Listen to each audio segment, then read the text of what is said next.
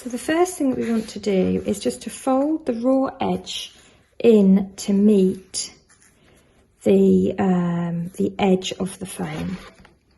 And we just want to press that all the way around. So we're hiding the raw edges.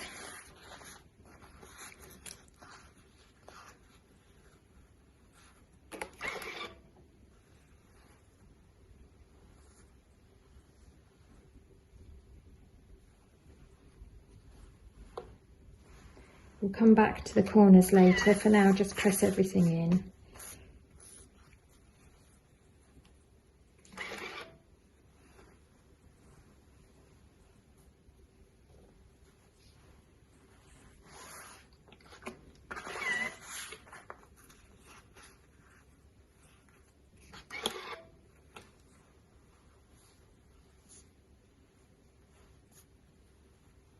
So you don't want to tuck the raw edge underneath, you just want it to be sort of towards the foamy edge there, so that it's folded in on all sides like so. Once we've done that, then we're going to fold in again, and you should find that when you fold in again, your edge of your fabric just comes in to meet the edge of the printed panel there. Don't worry about the corners for now. We are going to tackle the mitered corners in just a sec. Whew, that's hot on my fingers. Ooh la la. I think this metal ironing board also retains quite a lot of heat. Yes, don't burn your fingers. You're going to need them later. There we go. So once you've folded that in, just pop a couple of clips to hold it in place, and you can see how this is just going to look so neat. And then on the reverse side, you will have the stitched border that you stitched from before. Make sure that you trim your thread tails as you go as well. So fold in and press on each edge.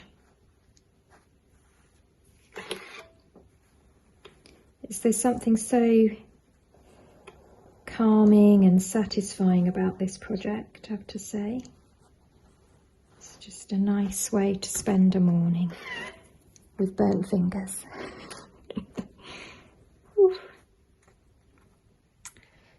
So now the fun starts, because we're going to tackle these mitered corners. Grab a pen, something that will come out with heat, like a fabric friction pen, or a one that is water soluble will come out, so you don't want to permanently mark your fabric. When you fold this corner in, you need to make a little line here, a little mark at the point where this fold is, then fold it back out again and do the same the other way round and make a little mark here. Then what you want to do is open that back out, and you are going to fold this away from itself into a triangle, and the two marks that you've made will meet up, and then unfold your fabric like this, and it reminds me of a paper boat now, this shape that you get. And what you want to do is, from where you made your marks, you then need to draw a line back to the corner there, and then we can just secure that with a clip, and then we just want to sew along that line.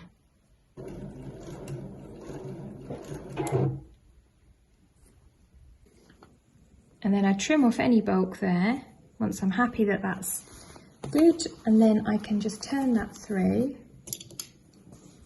Use a little point turner if I want, just to get it nice and crisp. You can use a knitting needle if you wish. And there is my mitered corner. And just to show you that again in a slightly different way, actually, if you fold this in here so that it's right at the edge of the pattern, then that's where you can make your mark. Fold that in so that is at the edge of the pattern. There, edge of the border. fold in half, open out the fabric together, and then you're sewing from that mark, move the clip for a sec, back to the corner. And you can use a ruler to draw that line. I just quickly did it there just to show you.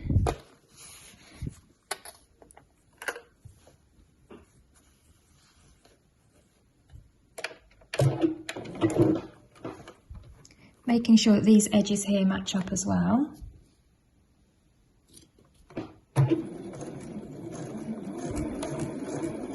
So all the way along, and then all the way back.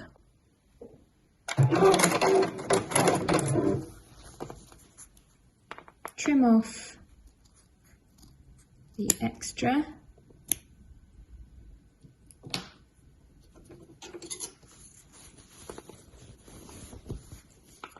Fold back and poke through.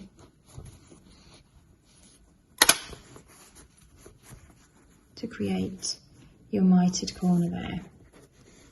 Once you've done all 4 of those, then you can give that a press. Again, clip your border in place so that the edge of the border meets those dotted lines, and then we're ready just to sew that border all the way around. So now with everything pinned and clipped, I should say, in place, I'm now going to sew the border down. So I like to start at somewhere inconspicuous, so maybe just to sort of one side of the bottom. So, and then I just want to be sewing right along the edge here, and I want to be able to see these dots. It is tricky when you get into the corner, don't worry if they get eaten up a little bit, but I just want to be able to preserve as much of that panel as I possibly can. So I do a couple of back stitches to get myself started, and then I'm just going to sew down into that corner to begin with.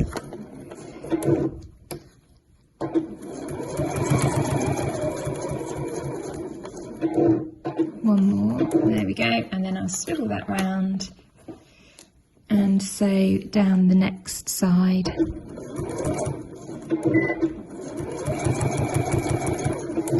Just making sure that I'm right on the edge there, and you can stop, lift your foot, smooth everything back, reposition as you go, and take this nice and easy.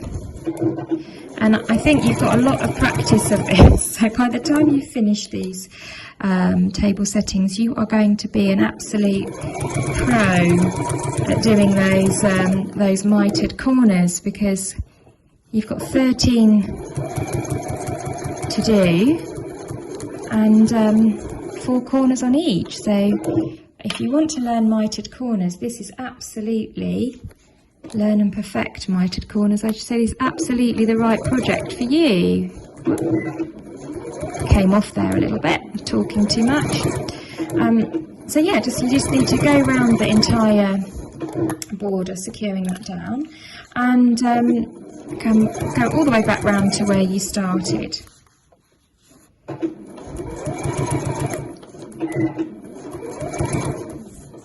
Now obviously if you were going to do some of your placemats with the bound, the silver binding, then that will break it up a bit, and you will have some practice of doing a bound corner as well. One more, and around I come. Oops. Line everything up nicely there. And I'm coming back now to where I started.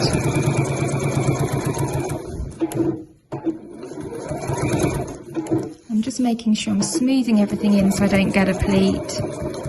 And I want to do a couple of back stitches to finish. and I'm done. Just need to trim those thread tails. So there we have it. I've stitched all the way around the edge now, and on the reverse side you just get a second row of stitches sort of almost on top of or right next to your original line of stitching there. So that's our first placemat finished. I'm going to show you now how you would do the bound edge with a silver separate binding, and then once we've done that I'll show you how to stitch into this into the design if you want to add extra details.